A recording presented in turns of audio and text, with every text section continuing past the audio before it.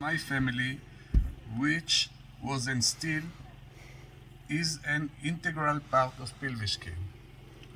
Mėly draugai, mano vardas Rami Avrhamas Reznikas ir šiandien atėjau čia pasidalinti su jumis savo šeimos tikėjimu, kuris buvo ir tebėra neatsiejama Pilviškių dalimi. It's a beautiful day today, but 80 years ago, this land that we stand on saw the greatest tragedy that humanity can remember. Šiandien yra labai graži diena, bet prieš 82 metus ši žemė, kurioje stovime, išgyveno didžiausią tragediją, kokią tik gali prisiminti žmonija. On September 1941, the Nazis and their local collaborators began a systematic campaign of murder and destruction against the Jewish community of Pilviskai. 1941 metais rugsėjį naciai ir jų vietiniai kolaborantai pradėjo sistemingą žudynių ir blaškymosi kampaniją prieš Pilviškių žydų bendruomenę. During a period of few months, more than 1,000 local Jewish children, women and men have been brutally executed on this very land we stand on. Per kelis mėnesius daugiau nei 1000 vietinių žydų vaikų, moterų ir vyrų buvo žiauriai nužudyti šioje žemėje, kurioje dabar stovime. I came here from Israel with one mission in my heart, to build a bridge between the past and the present. Atvykau čia iš Izraelio su viena misija širdyje – nutiesti tiltą tarp praeities ir dabarties. A bridge of loving and caring for each other. Tiltas, kuris yra skirtas mylėti ir rūpintis vienu kitu. I came to this place because my grandfather, Rabbi Avrham Abba Reznik, which I am named after, the rabbi of the glorious Jewish community that lived 1.5 kilometers away from here. Atvykau į šią vietą, nes mano senelis rabinas Avrhamas Abba Reznikas, kurio vardu esu pavadintas, buvo šlovingos žydų bendruomenės gyvenusios už 1,5 kilometro nuo čia rabinas. This Jewish community lived and prospered on this land side by side with their Lithuanian neighbors for hundreds of years. Šiame krašte, šalia kaimynų lietuvių, 100 metų klestėjo žydų bendruomenė. I still remember stories that my late father, may he rest in peace, told me about the day-to-day life during his childhood. Aš vis dar prisimenu istorijas, kai mano velionis tėvas, tegul ilsisi ramybėje, pasakojo man apie kasdienį gyvenimą vaikystėje. He told me how people, both Jews and non-Jews, would come to my grandfather for his advice. He helped to solve their problems. Jis man pasakojo, kaip žmonės, tiek žydai, tiek lietuviai, ateidavo pas mano senelį ir prašydavo jo patarimo. Jis visada padėdavo išspręsti jų problemas. Both communities got along very and lived side by side peacefully.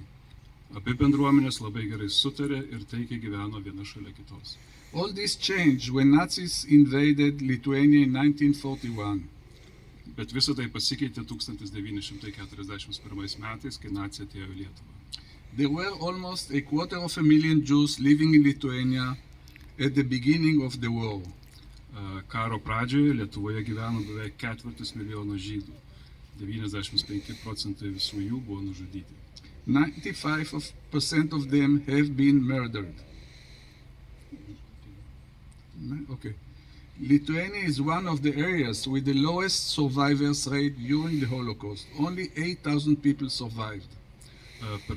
Lietuva yra viena iš tų vietų, kur žydų bendruomenė neišgyveno. Išgyveno tik apie 8,000 žmonių.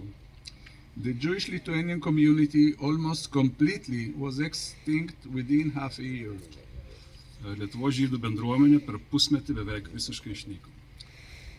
All that members of the community that almost here, men, women and small children, were exterminated in less than a month.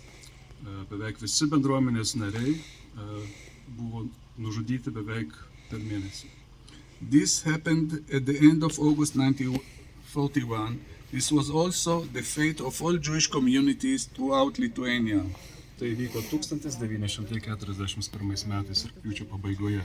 Toks likimas buvo ir visų žydų bendruomenių Lietuvoje. The murder of Jewish community in Lithuania was an organized, systematic process with an exact timetable. Lietuvos žydų bendruomenės žudimas Lietuvoje buvo organizuotas ir sistemingas. The Jewish victims were hunted, located, arrested, and humiliated in the streets, forced to exercise, to dance, and then were taken to the mass murder sites.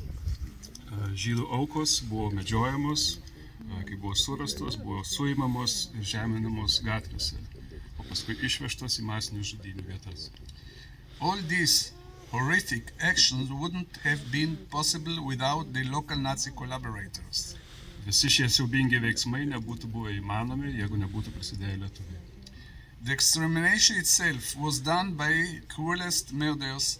The victims were brought here, forced to dig their own graves, and then they were lined up in front of their graves. Elderly women and babies were shot. Patį naikinimą atliko patys žiauriausi žudikai.